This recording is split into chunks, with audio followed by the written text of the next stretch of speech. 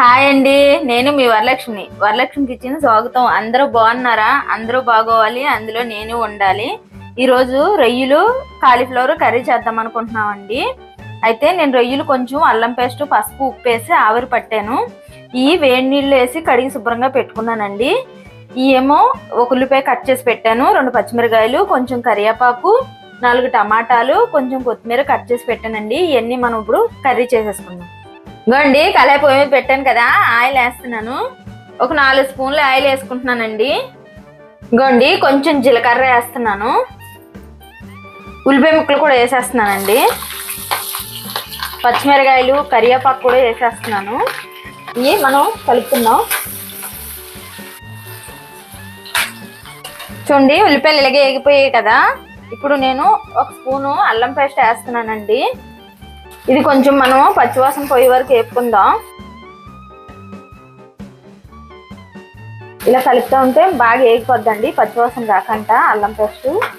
ఇవ్వండి, ఇలాగ వేగిపోయింది కదా. నేను ఇప్పుడు టమాటా ముక్కలు కూడా వేసేస్తున్నానండి. వేసి కలుపుకుందాం. ఇవ్వండి, కొంచెం పసుపు కూడా వేస్తున్నాను. ఇవ్వండి, రుచికి సరిపడా ఉప్పు కూడా వేసేస్తున్నాను. వేసిన తర్వాత ఇది కలుపుకున్నాక మనం ఒక 5 నిమిషాలు మూత పెట్టుకోవాలండి. ఇంకోండి, 5 నిమిషాలు అన్నాను కదా. ఇంకో టమాటా మొత్తం ఇలా మగ్గిపోయిందండి. ఇలా బాగా మెత్తగా మగ్గిపోవాలండి. టమాటా మగ్గిపోతేనే చాలా గ్రేవీగా వస్తుంది, చాలా బాగుంటుంది కర్రీ. ఇంకో 2 నిమిషాలు ఉంచాలండి, కొంచెం గట్టిగా ఉంది టమాటా. ఇంకోండి, 2 నిమిషాలు అన్నాను కదా. ఇంక చూడండి, మెత్తగా అయిపోయింది. ఇలా కొంచెం మెత్తగా అవ్వకపోతే కొంచెం గరిటెతో ఇలా అంటే మెత్తగా అయిపోతుందండి. ఇప్పుడు ఇందులో మనం కారం వేసుకుందాం. ఇంకోండి, కారం వేస్తున్నాను. 2 స్పూన్లు వేసానండి నేను కారము. వేసిన తర్వాత ఇలా కలుపుకుందాం. చూడండి, కారం అంతా కలిసిపోయింది కదా. ఇంకోండి, కారం వేసేసుకున్నాం కదా. ఇప్పుడు ఈ కాలీఫ్లవర్ కూడా మనము వేసేసుకుంటున్నామండి.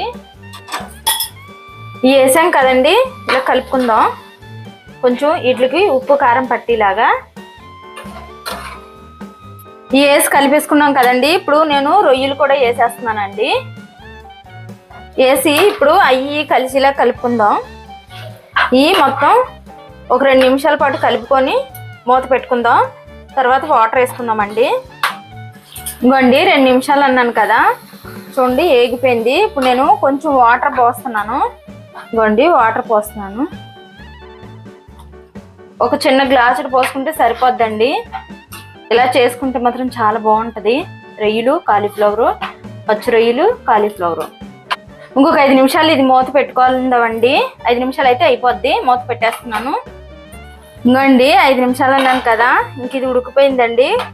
చూడండి ఎలా ఉడికిపోయింది. ముక్క కూడా బాగానే ఉడికిపోయింది, కాలీఫ్లవర్ కూడా. కొత్తిమీర వేసేసుకుందాం మనం. ఇంకోండి, కొత్తిమీర కూడా వేసేస్తున్నాను. కొత్తిమీర వేసుకొని కొంచెం కలుపుకుందాం. ఇంకోండి, 1 స్పూను ధనియాల పొడి వేస్తున్నాను. కొంచెం గరం మసాలా కూడా వేస్తున్నానండి. ఇవన్నీ వేసుకున్నాం కదండి. మనం కొంచెం కలుపుకుందాం. కలుపుకొని 1 నిమిషం పాటు ఉండి ఆపేసుకుందామండి. ఇంకోండి, 1 నిమిషం పాటు అయిపోయింది కదా. ఇంకా నేను స్టవ్ ఆపేస్తున్నానండి. ఇలా చేసుకుంటే మాత్రం చాలా బాగుంటుంది. కాలీఫ్లవరు పచ్చి రొయ్యలు కలిపి వండానండి. ఇలా చేసుకుంటే చాలా బాగుంటుంది. నచ్చితే లైక్ చేయండి, షేర్ చేయండి, కామెంట్ చేయండి.